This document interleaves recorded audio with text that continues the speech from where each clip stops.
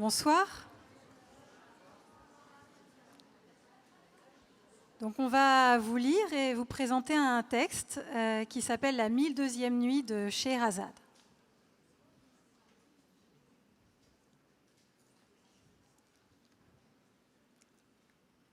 Au salon de thé de l'Institut du monde arabe, ils se sont retrouvés.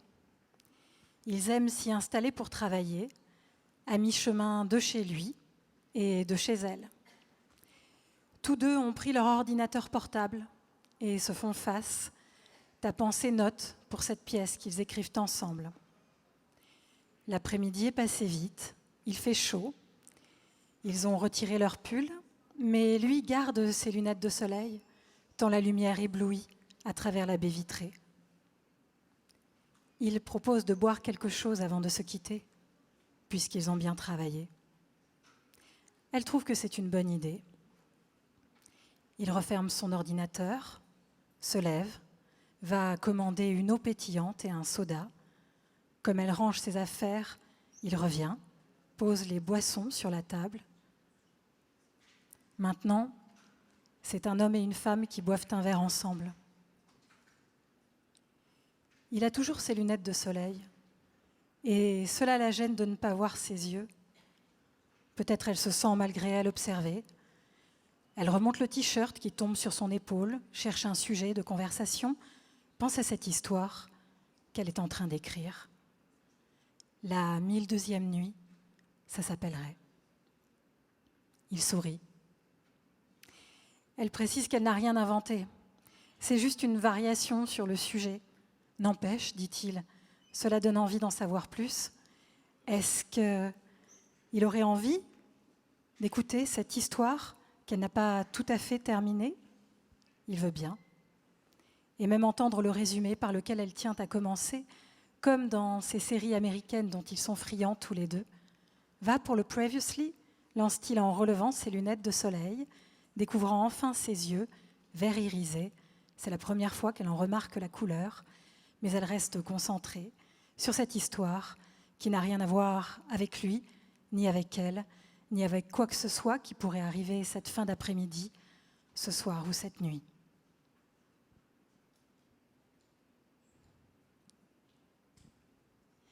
Depuis la fenêtre secrète dans le palais de Samarcande, le sultan Shahriar voit sa femme jouir avec un autre que lui, assiste caché à l'orgie.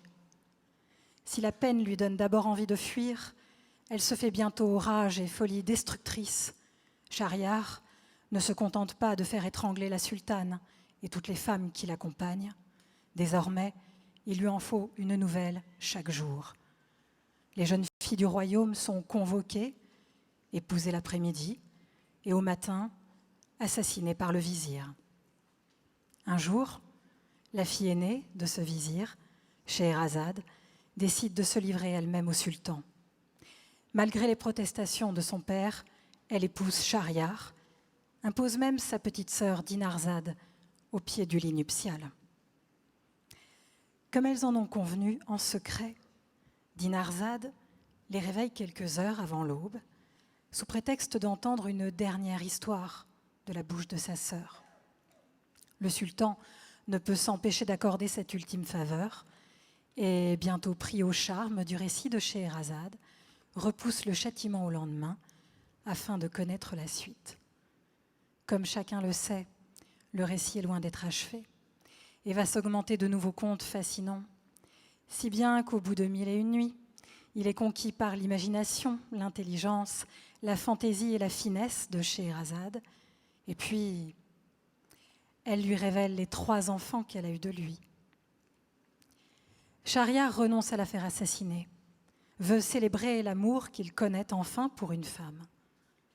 Dans un élan de générosité, il décide de marier Dinarzade à son frère Shazanan, ordonnant une immense fête pour leurs fiançailles. Voici venue cette fête et cette nuit, qui est la 1002e.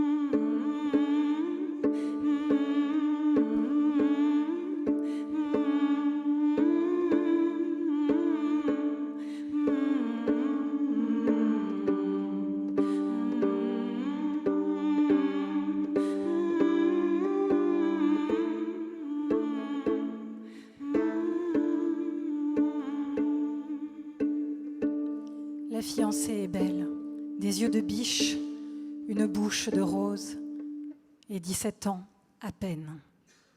Elle devrait sourire, mais elle n'y parvient pas. Elle veut fuir, c'est ce qu'elle chuchote à Scheherazade. À l'aube, je t'en supplie, nous pourrions quitter en secret le palais, ne plus jamais y retourner, être libre enfin après ces 3 années. Mais Scheherazade secoue la tête. C'est bien trop tôt, dit-elle. La fureur de Schahriar reprendra de plus belle. Et puis il se méfie, les entrées du palais sont constamment surveillées. Et mes enfants, y as-tu seulement pensé? Plus tard, je te promets, plus tard nous partirons. Mais encore il faut patienter. Et qui sait, peut-être seras-tu heureuse avec cet homme, et c'est toi qui voudras rester. Mais Dinarzade pose sur elle ce regard qui transperce et se passe de mots. Alors en silence, Scheherazade finit de fixer les épingles dans ses cheveux bouclés, puis elle quitte la chambre de la fiancée.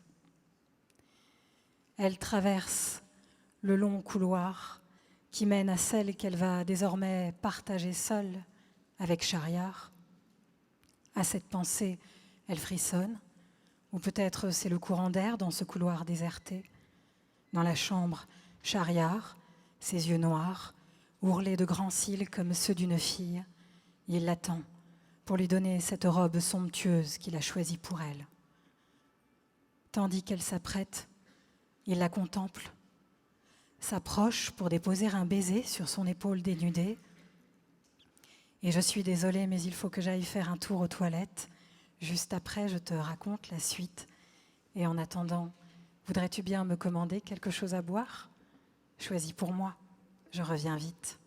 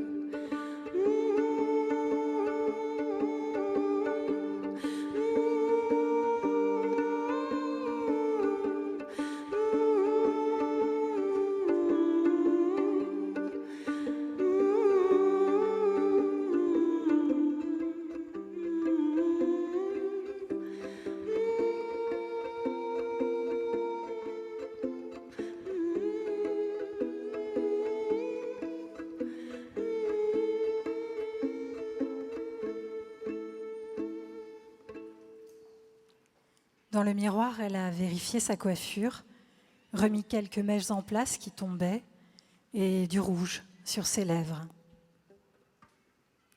Ce n'est pas qu'elle veuille lui plaire, c'est juste que c'est la fin de la journée et qu'elle a l'air un peu fatiguée. Il lui faut cela pour se sentir bien, continuer l'histoire qu'elle a promis. En revenant dans le salon de thé, elle l'aperçoit, seule à table. Il est perdu dans la contemplation de l'esplanade qui s'est vidée de ses visiteurs. Quelques jeunes seulement s'adonnent encore au skateboard. La lumière est plus vive que tout à l'heure, alors il a remis ses lunettes. Elle s'assoit en face de lui, le remercie pour le jus de fruits, reprend l'histoire de la 1002e nuit.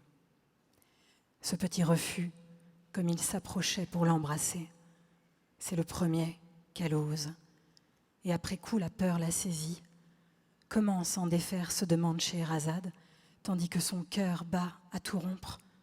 Un instant, dans les yeux de Schahriar, Elle a vu passer la violence, s'est vue étranglée dans le miroir de la chambre.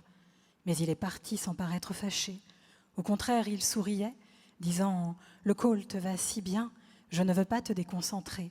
Cette ligne parfaite sur tes yeux en amande, c'est irrésistible.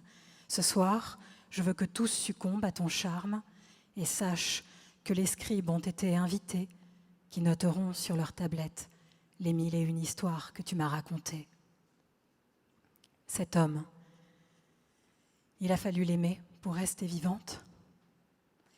Elle a cherché, au plus profond d'elle-même, à le comprendre. Est-ce qu'il avait violé ces femmes avant elle ? Il disait que non, qu'il n'y arrivait pas. Seulement les faire assassiner au matin. Et puis, il l'épargnait de jour en jour. Malgré toute l'horreur qu'elle en concevait, le sentiment avait grandi de reconnaissance et bientôt le désir. Elle n'aurait jamais cru cela possible.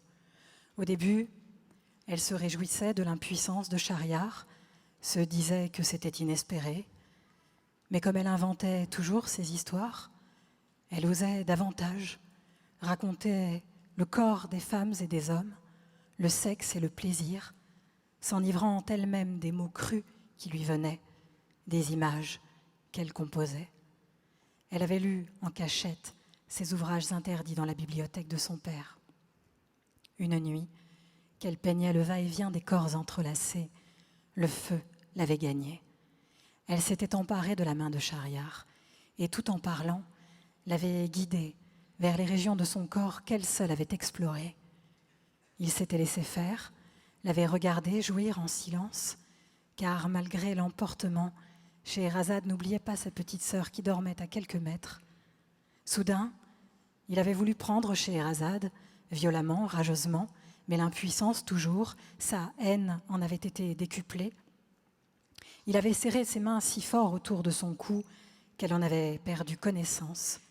Le lendemain, elle s'était réveillée, vivante encore, se promettant de ne jamais recommencer. Mais la nuit suivante, l'imagination l'avait menée plus avant, et ce n'est pas la main de Shahryar dont elle s'était emparée, mais son sexe. Et s'il te plaît, peux-tu me dire l'heure qu'il est ? Je dois absolument rendre ce livre à la bibliothèque avant la fin de la journée. Ou bien, peut-être que tu voudrais m'accompagner ?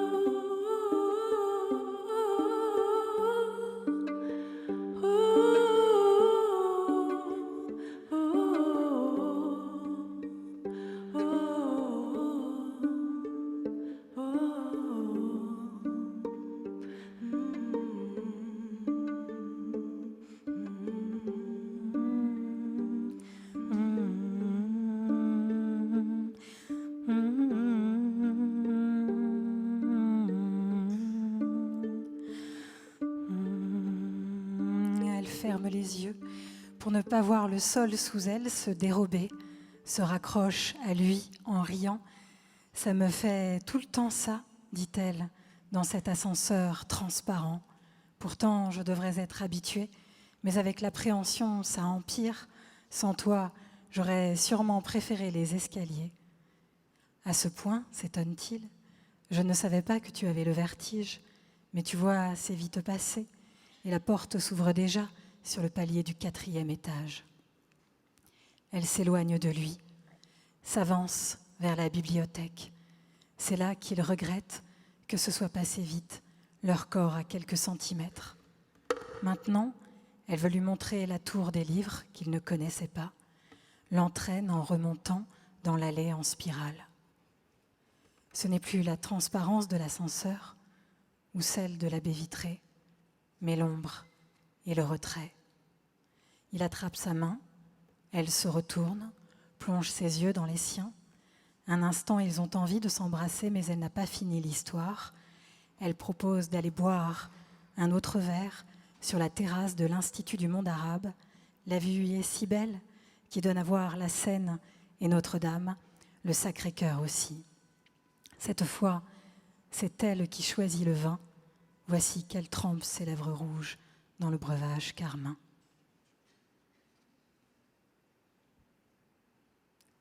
La fête bat son plein dans le palais de Samarcande. Dans l'alcôve où Scheherazade s'est retirée pour allaiter son dernier né, les éclats de voix, la musique lui parviennent en sourdine. Elle voudrait prolonger ce moment à l'écart, seulement avec cet enfant, la douceur de sa peau, ses petits yeux fermés par la concentration, tandis qu'il se repaît à son sein. Ce à quoi lui et ses frères ont échappé, il n'en a pas idée. Elle se félicite de les avoir protégés suffisamment de temps jusqu'à ce que leur père soit prêt à les aimer. Mais elle, est-ce qu'elle les aime ? Dans son corps, ils se sont fait une place qu'elle ne voulait pas accorder. Son ventre restait plat tandis que les mois passaient. Et les enfants patientaient ou bien au contraire se dépêchaient. C'est chaque fois en l'absence du père, à l'occasion d'un voyage qu'il faisait, d'une chasse à laquelle il était convié, que les enfants naissaient. D'abord les jumeaux, qui avaient 3 ans maintenant, et puis ce petit garçon de quelques mois à peine. Mais déjà la servante vient chercher l'enfant pour le coucher. Scheherazade la regarde partir dans les bras de cette femme et il lui semble que c'est elle, la vraie mère, elle, avec qui ses enfants ont passé toute leur journée, toute leur nuit, et qui, en gardant le secret, les a sauvés. Mais voici Schahriar, qui entrebâille la porte, la presse de revenir.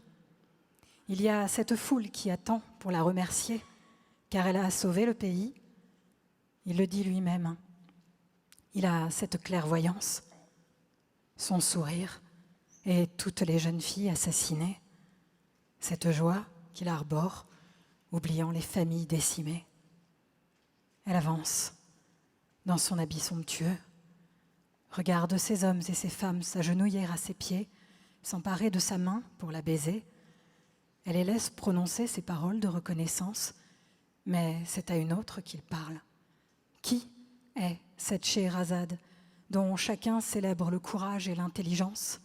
Qui est cette femme qui a sauvé le sultan Schahriar ? Le plafond de lumière tournoie, si vite qu'elle en perd pied, se sent fondre dans l'habit somptueux, ou peut-être seulement la robe a glissé, s'est déposée de tout son poids sur le tapis velouté. Ouvrant les yeux, elle découvre son père, penché vers elle, le visage inquiet. Elle se relève, s'assoit sur ce sofa où on l'a allongé, et voici qu'il se met à pleurer, lui demande pardon, mais de quoi demande-t-elle ? Il répète que c'est sa faute, ces 3 années, toute cette souffrance qu'elle a endurée, et il n'a rien su faire, malgré le pouvoir et l'influence que sa place lui confère. Il a honte, il voudrait se pendre, il en rêve toutes les nuits. Elle est étonnée de n'être pas touchée par les mots, les larmes. « Ce n'est pas ta faute, le rassure-t-elle. C'est moi qui le voulais. Moi qui ai désobéi à l'interdiction que tu me faisais. » Elle pense à toutes les jeunes filles qui sont mortes de sa main et elle a envie d'aller lui crier, d'aller se pendre puisqu'il en rêve toutes les nuits. Mais elle n'en fait rien. C'est une anesthésie qui la prend, la fait se lever, dire « Allons, mon père, sortons de cette pièce. Allons rejoindre la fête, puisque je suis libre à présent, vous voyez, vous n'avez rien à regretter. » À son bras, elle s'assoit sur ce fauteuil qu'on lui a réservé aux côtés du sultan, son mari, à cette immense table de banquet. Et tandis que l'agneau flambe dans la grande cheminée, les plats commencent à défiler de riz précieux, de légumes cuits dans les épices et je t'avoue que je commence à avoir faim. L'interrompt-il en souriant. Ce n'est pas que l'histoire m'ennuie, au contraire, mais nous pourrions peut-être dîner ici, dans ce restaurant de l'Institut du monde arabe, à moins que tu aies quelque chose d'autre de prévu ce soir ou cette nuit. Elle dit oui, oui, d'accord, on pourrait dîner. Et non, je n'ai rien prévu cette nuit. Il lui est venu une idée, tandis qu'elle racontait, une idée sur la façon dont l'histoire pouvait s'achever, mais elle n'est pas certaine de vouloir la lui partager. Elle sait que cela ne va pas lui plaire. Souvent, quand ils écrivent, ils ont ce genre de débat. Lui, trouvant qu'elle a des idées sombres, que ce n'est pas cela qu'on doit offrir aux spectateurs, elle, défendant sa vision, surtout lorsqu'il s'agit des femmes, des injustices qu'on leur fait, tant de siècles d'oppression, comment veux-tu que d'un coup ça s'efface? Moi, je trouve ça trop simple qu'on fasse un happy end. Mais ce soir, elle n'a pas envie de débattre. Ce soir, elle a envie d'autre chose avec lui. Ils ont dîné et le soleil s'est couché. À la lumière de la petite lampe, ils se regardent en silence et toutes les histoires fondent dans leur réalité, ce face-à-face troublant, une main qu'on caresse sur la table, une joue qui s'empourpre et bientôt les yeux fermés pour savourer le baiser. Il est bon, il a un goût de reviens-y, il entraîne le corps entier dans sa danse, vite régler l'addition et s'enfuir, et à chaque occasion, un coin de mur solitaire, l'entrée dans le hall de l'immeuble ou la porte de l'appartement attend encore s'embrasser.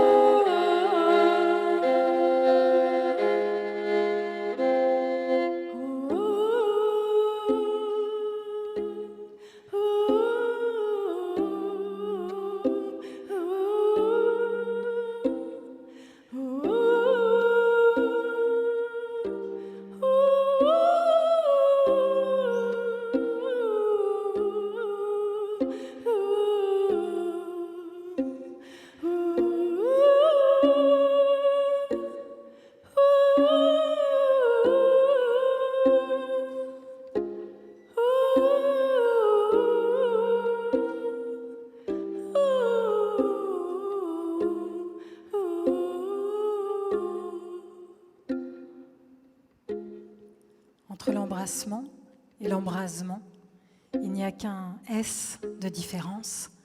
C'est celui-là qu'elle retient. Même dans la fougue, elle veut savoir où l'histoire l'amène.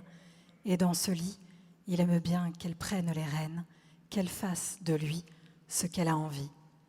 Mais tout près de l'embrasement, toujours elle se tient, se retient, empêchée par ces flashs qui lui viennent. L'histoire n'est pas la sienne, mais elle la porte dans ses veines. Des siècles d'oppression, comme souvent elle dit, comment veux-tu que j'oublie ? L'histoire l'obsède de cette 1002e nuit. Elle fait ce qu'elle peut pour s'en défaire, mais en vain. Ce n'est pas mon jour, dit-elle, ou plutôt ma nuit. Et il répond, ne t'inquiète pas, on ne va pas s'en tenir là. À 5 heures du matin, elle se réveille et, sans faire de bruit, se dirige vers la petite table de la cuisine. À la lumière du jour naissant, elle écrit la fin de la 1002e nuit.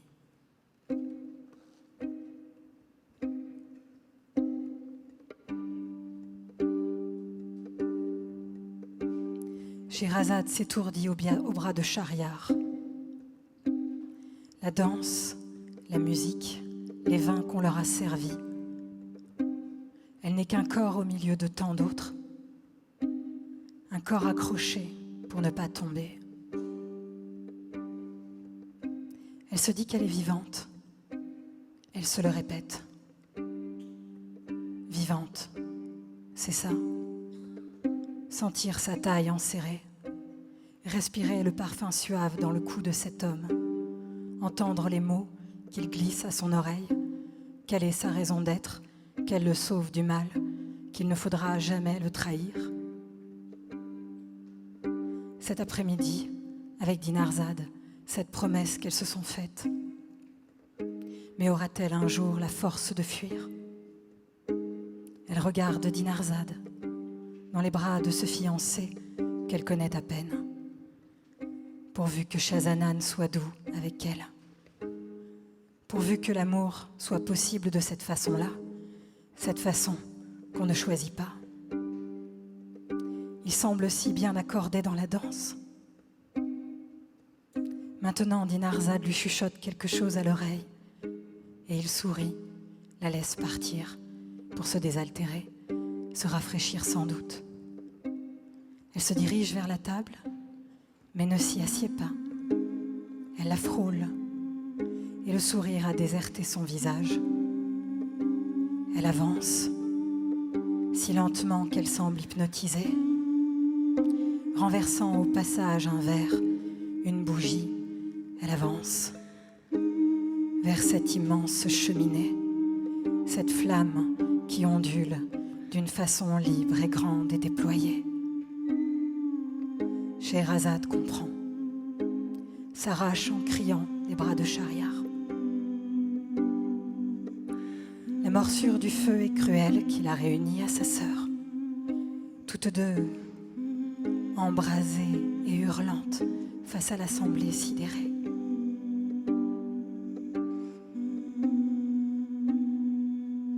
Sur elle, on jette les tapis, les lourdes étoffes, mais trop tard. Dans les bras de Scheherazade, Dinarzade agonise, sourde aux prières, à toutes les histoires qu'on pourrait bien lui raconter.